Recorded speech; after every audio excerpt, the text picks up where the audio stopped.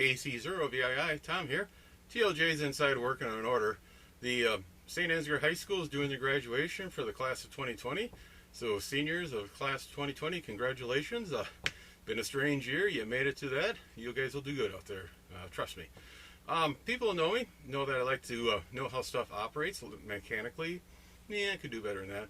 Electronically, that's one thing that really piqued my interest in how does this work, what makes this radio better, how does this circuit work, really got my start back in probably 6th or 7th grade.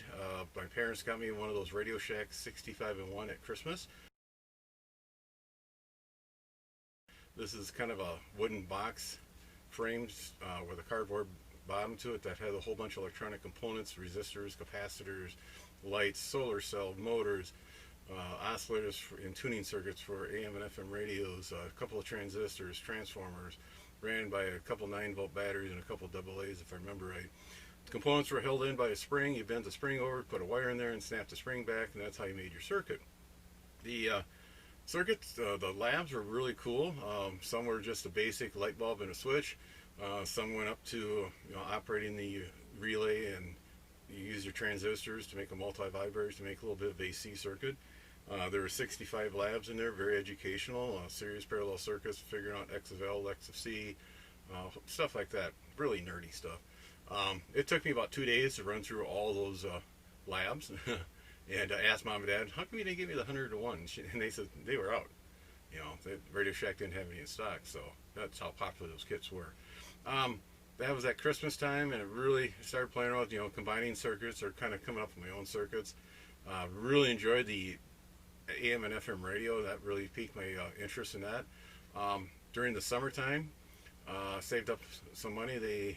Radio Shack also sold similar to that type of circuit construction. One was an aircraft monitor, an AM radio that covered the AM band, aircraft band. There was another one that covered the VHF public service band.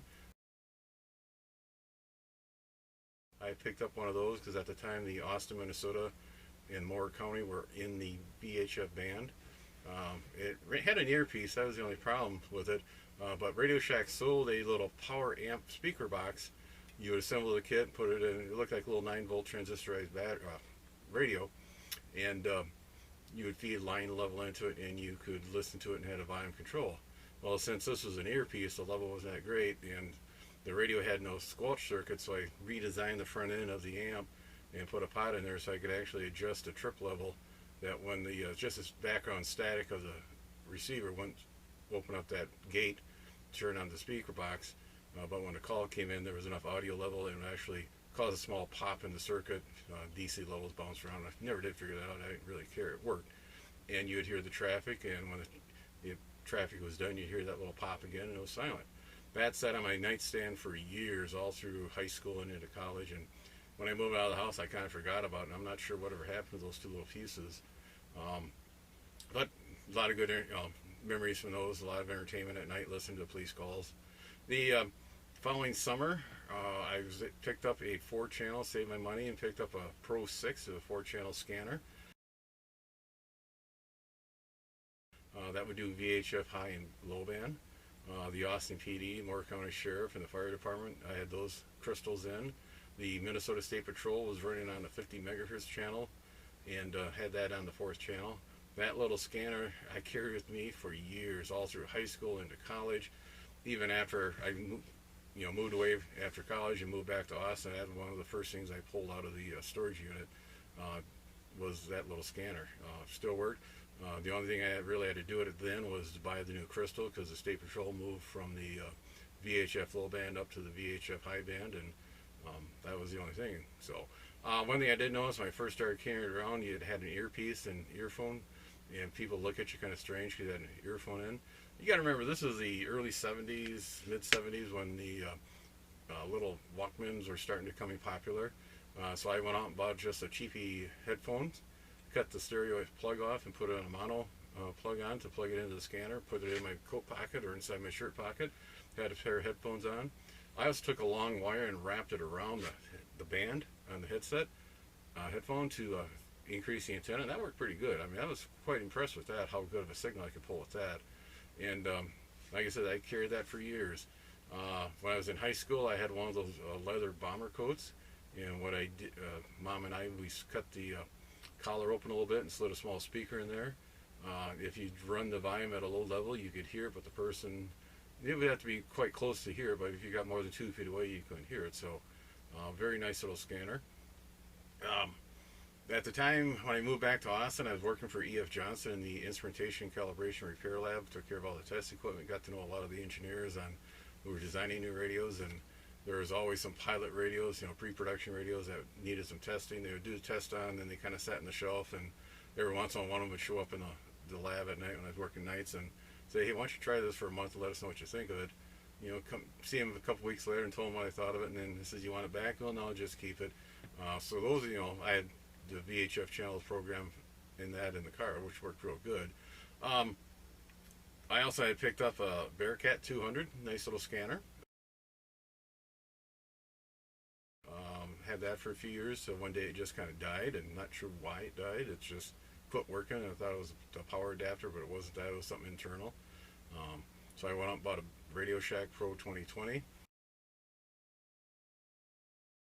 Was never really happy with that scanner. It just didn't seem like it did work right, but I never, not bad enough. I took it back.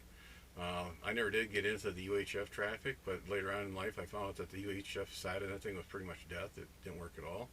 When we moved down here into St. Ansgar, North Iowa, I was over at Osage one day picking up some stuff, and they had a Radio Shack there. I stopped in there to get the local channel list from her, from Patty, and she kind of was surprised I had a 2020. She goes, you really like that? I go, that's okay. And she was telling me that some of the ones that she sold, they came, people brought them back and said, they didn't like it. Not sure if it was a design or construction or just, mine wasn't very good. Let's put it that way. So, but like I said, I had those VHF Johnson's rounds. That's what I was mainly listening to. The 2020 was mainly in the house just as a backup or just background noise. It was just picking up the local PD or one-man police force here. So, and when I got my ham ticket, what was nice about that, the first radio I had was a Kenwood TH78 true dual band radio. I loaded up with the local VHF and UHF repeaters, and on the top end of the channel selector, then the bottom end I put all the public safety people in there, and that worked great for years till Minnesota switched up to the P25 standard, new digital trunking system, and then I had to go out and buy a Radio Shack Pro 96 handheld scanner, and a little bit later after that I picked up a couple of Pro 2096 mobile units. They're pretty much the same radio, but just in a mobile configuration. Very good radios. Still have them today.